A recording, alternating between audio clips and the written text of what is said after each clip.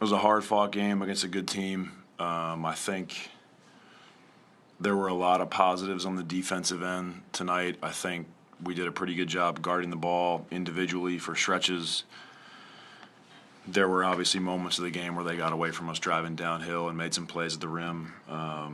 The defensive rebounding hurt us again, that they had 29 second chance points. I think our initial defense overall tonight was good. They're a big physical team on the interior, and they deserve credit for that.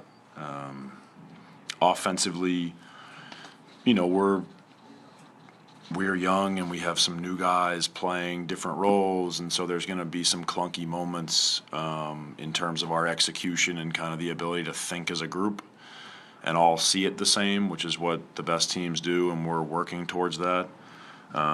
So that's not totally unexpected from my end. And another night where we really struggled to shoot. We had long stretches where the ball wouldn't go in, but I think overall our defense is what kept us in the game up until about 2 minutes left. But that's the game. Obviously, the most important thing right now is Taylor. You guys got the release on the injury. That's hard to stomach.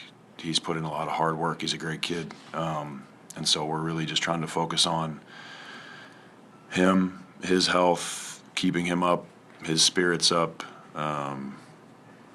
as he begins the road, of his recovery. But, these are the moments in sports that suck. And he's put in a lot of work, and he deserves, an opportunity. And, we'll help him get back. Obviously, that moment when he goes down is hectic and chaotic. How do you try and deal with those emotions and also get the guys to kind of be like, okay, we still have to play a half of basketball? Yeah, I think it's hard. It's really hard. I wish I had an answer for how to perfectly go about that. Every person processes that differently.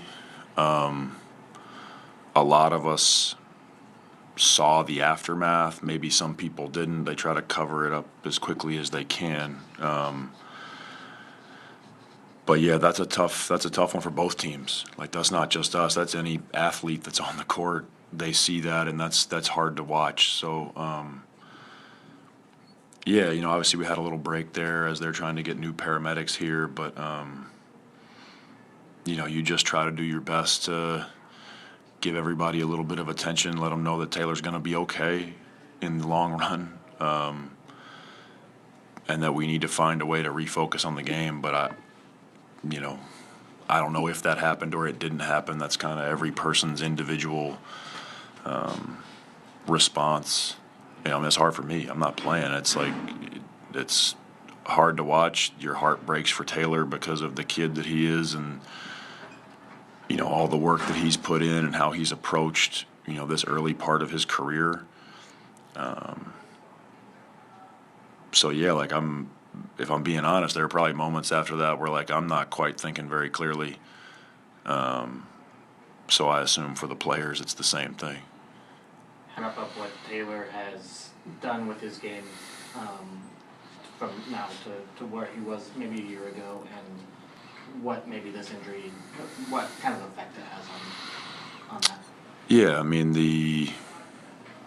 the injury obviously is just going to kind of put a pause button on his development for the moment.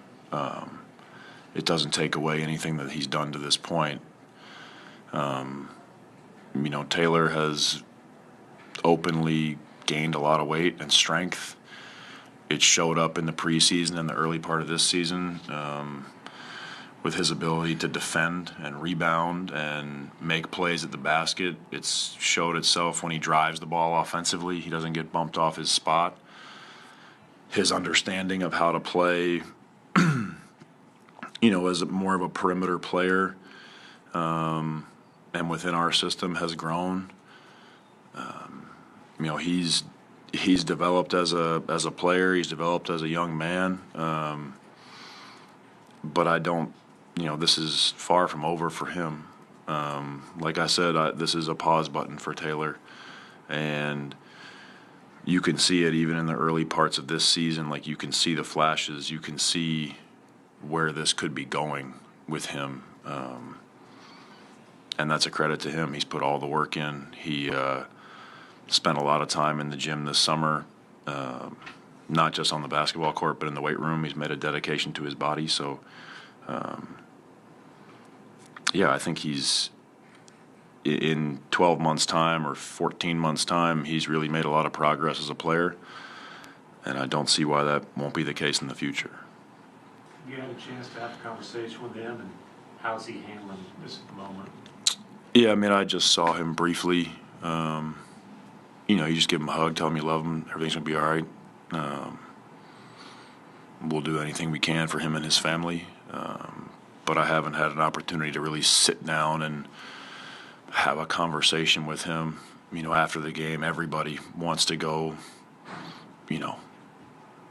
touch him, give him a hug, dap him up, show him some love. So it's, everybody on our team and really in our organization that's traveling with us went through that room to see him just now. So I'll sit down and have a longer conversation with him at some point in the near future. I know he's processing a lot right now, and I'm sure he's getting a lot of messages from family and loved ones. So we're going to do our best as a group to just continue to show him and his family some love and support during this. But I'd say right now he's probably just a little bit shocked by it all. Well, just looking back at the game as itself, you talked about there's shots that you can with this shots that you can't. Tonight it looked like there was a lot of contested, a lot of things that were tough shots that the Mavs made. How did you feel like that urgency translated onto the court tonight? Yeah, I think you're dealing with three premier shot makers in Doncic, Irving, and Klay Thompson, who each had moments. I even think Dinwiddie hit a couple timely ones that hurt us. Those are what they are. I think ultimately the rebounding is what hurt us tonight. And, there's moments where we switched Walker onto the ball, and I thought he did a really good job for the most part guarding individually, but that means that behind him is the smaller part of our team, trying to block out the Gaffords and the Liveleys. And I thought that that's ultimately where we got hurt. There's some long rebounds. I thought Najee Marshall did a great job crashing the glass as well and made some big plays for them. But that's why playing a team like Dallas is, there's a lot of risk reward. There's a lot of choices to make, and sometimes the results don't necessarily go your way. I've been a part of plenty of games against these guys where the first shot goes in too much and you never get a chance to rebound. So I thought the first shot defense was pretty good, but they ultimately, not only did they get the offensive rebounds, but they converted a lot. To get 29 second chance points on 13 offensive rebounds is a pretty high clip. But that's credit to them. They're a heck of a team. Is Taylor going to be able to travel back with you guys? Yeah, he's coming back with us tonight. Thank you. Appreciate it. Thanks.